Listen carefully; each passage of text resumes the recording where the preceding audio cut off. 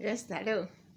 Yesterday I was listening to documentary of 54 leaders from Africa, and I was amazed about the generation we are living in, because this generation is very, very good. It's the best generation, and it's the worst, because this is not the generation that can be controlled by religion. You can't bribe them by religion. It's a generation that they are not ready to worship people. In our before we were born, we met generation that were worshiping powerful men, billionaire. This is generation that is ready. If you are a billionaire, they are ready to go and work and become one. They are not challenged. They are not ready to worship men because of power. And this generation is the first generation that is exercising the dominion and the power of creation. God gave man power.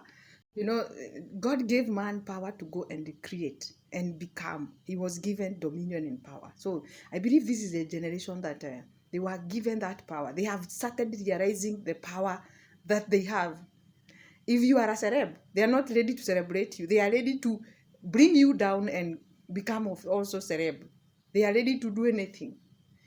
And this is generation that are not afraid of that. We met another. There was another generation that was controlled by education, that you have to be called a doctor, professor. What this generation is so challenging. If you are a professor, you have to show them how your professionalism. By the way, you don't earn respect because of education. You don't earn respect because of money. It's generation that is looking for character, and this is the worst generation, because they are not afraid of death. That's why they are a lot of suicidal. They can kill themselves if anything is not working. They are not ready to respect parent if you don't follow your responsibility. They are not generation that we met a generation of religion, where they were telling you, if you don't fear this man, you will die. They are ready to challenge even religion. Okay, they are ready to challenge the education. They are ready to challenge scientific. They are not that generation that we were used to. So there is this and there is this. They are ready to challenge even the books written. And I'm so amazed of this generation. This is the worst generation, because they are ready to kill for anything. They are ready to look for morals. They are so hungry. They are past money and they luxurious life. You can't. They are ready to go and have those big houses, have those, but their soul are so hungry. So that's why, what's wrong with this generation? Because yes, there is CCTV, there is those photos, but there is also killing. So what did God says about this generation? Jesus Christ, when he was teaching, he said, how can I compare this generation? Because he said, John came, he was not eating. He used to live in the forest, only feeding himself with honey. They called him devil, because they were challenging, how can a man live without eating? Jesus came like a man, he ate, he drink. They called him gluttonous. What did Jesus say? Jesus said, this generation is like two boys playing a football in a marketplace. What's happening in a marketplace? People are selling and buying. Can you imagine these two boys playing football?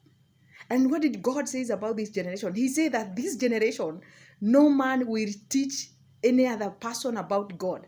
They themselves will know God. And this is the generation we are in, the dangerous generation. The generation that is ready to challenge the leaders. They are ready to riot if you are not doing anything. They are ready to challenge your work. They are ready to do anything. I'm happy of it. I'm happy of generation that is ready to go there, challenge work, and become what they want. And I'm also afraid of this generation, because if you are a parent, you have raised them wrong. You have been looking for money. You don't have time for your children. When they grow up, you'll be the first one they will kill. Yes. This is generation that you imagine the two boys, they are playing football and people are selling. So what will this happen? They will destroy things in the market. That's what Jesus was saying. Can you imagine Jesus comparing this generation with two boys playing football in the market where people are selling? There is a lot of people moving. What will happen to the market? Bor will fight people. There will be no respect. And this is generation we are. There is no respect. You don't force people to respect you. You earn it. You earn it from as your parent, as a worker, as a professor, as a president. You earn the respect. Don't wait for people to fear you. The generation that we used to believe that there is one powerful man. Everybody will have to bow. You buy one car that is for billionaire. Tomorrow you find 50 cars on the market. You build one big house, you thinking that you want people to see it. Tomorrow they build better than yours. So what are you going to do? What I can urge people is this generation is that we may fear God. Okay? Because there is a lot of technology. People are putting CCTV and yet there is wickedness happening. So security is not enough. Our protection is from God. And if you can imagine, Jesus said that it's like two boys playing football in the market. I want you to have that picture in your mind. There is marketplace. People are selling and buying. These two boys has come and started playing football. So they want to pay attention. Everybody has to pay attention. Everybody has to protect what they have. This is the generation we are. I'm happy of this generation, but I'm also... This is not the generation that will force them like men and men should marry. Women and women, they are ready to challenge because they are ready to... They can see the consequence. They are suffering out of the consequence. And then I pray that this generation, may God come in, because he said in those generation, in those darkest generation, nobody will teach anybody about anything. You can't teach me, I can't teach you. Everybody knows so much. They are ready to change. They are not ready to help. This generation is not ready to help. They are ready to criticize you. They are not ready to assist. They are ready to wait for you to fall and then they crap because you are down. What are you going to do? You have to motivate yourself. You have to keep going. You have to do what you are doing right. You have to have integrity and uprightness. Don't wait for the world to celebrate you. Celebrate yourself, okay?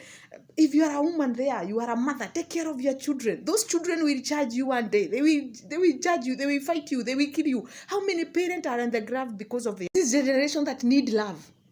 There's no marriage. There's no respect of marriage. Because women are tired of... they don't want to submit. They want to be men.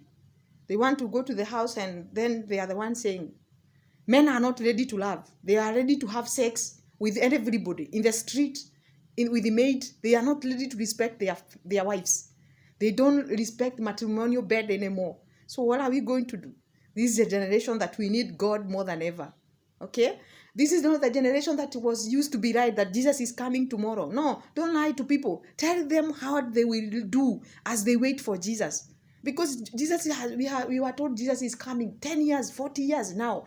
And he's coming. But before he come, what are we going to do? How are we going to live in this world? Those are the things that you need to teach the people. Don't teach people that you will die, you are a man of God. If you pray with you, they will kill you, anointing. Those things they know. They are not, they can't feel. The generation that we used to worship men. Because you are a man of God, because you are a president, because you are a king. This generation won't bow before you. This generation is tough. They will criticize you day and night. You'll be news, TV, everywhere. People will talk behind you. And there is one thing that Proverbs says, that it's bad when a king hear the servant cursing him. And a servant can curse you and you become a curse. So I'm praying that this generation, as wise as we are ready to motivate, we are ready to grow, we are ready to change the world, we are ready for solution. May we know that our solution is in God. We fear God, we walk in God, we walk in love, we walk in kindness, in patience, and we know that God is faithful. That's what I am thinking. Because this is not the generation that is ready to worship because people are white and black. You keep being racist. You hate me because I'm black. You think you are beautiful because you're white. We are beautiful. We know we are beautiful as black. If you keep judging me because I'm black, it's your own thing. Or if you keep judging people because of what they do, you keep judging them. Tomorrow, we will not be here we are. We will be somewhere else. And we are here to fight because we want to change our life. So, I'm praying that we may have integrity and wisdom, the fear of God in our heart. And you as a parent, respect everybody. Respect your person. Respect that person is in your house. You never know tomorrow. Tomorrow is a mystery. And that's what I always say. So may God have mercy on us. May God be with us in this generation. As far as we want to change the world, to change life, to do everything to change our environment, may we fear God. Okay? Yes, because God is faithful. Be blessed and take care. Have a good day. Today was just a motivational speaker. I learned it from yesterday. I was listening to African documentary and I know you are blessed. Take care. God bless. So we need to live with peace. We need to ask God to guide us. We need to keep moving, pressing on. you need to encourage yourself. You need to tell yourself that you can do it. And when you, in this generation that is so tough, where there is a lot of bad report, a lot of information, when there is a lot of information in your phone, in TV, everywhere there is a lot of information. And most of those information, they are so destructive. Some are so discouraging. Some can bring fear in our heart, fear in our soul. But in those fearful days, we need to move on. We need to keep telling ourselves that we are capable of doing great. We need to trust in God. We need to keep pressing on. And we put God first, because God is the one who is in our tomorrow. And when God is in our tomorrow, He knows what will come on our way. Now, sometimes we ask God things that we need, but God knows what we need. He knows what we need. There is so many sabotage, killings, there is assassination, there is a lot of bad things happening, and there is no justice, there is a lot of corruption, there is bad things happening in this generation. But when we put God first, He is the only one who has the solution to this generation. So I'm praying God will guide us, God will give us peace, and I'm praying that whatever you are going through, it might be you have lost, you are in bad, despair, in a desolate situation, trust God and know that God loves you. Know that God is with you. Know that God cares for you. And love Him with all your heart.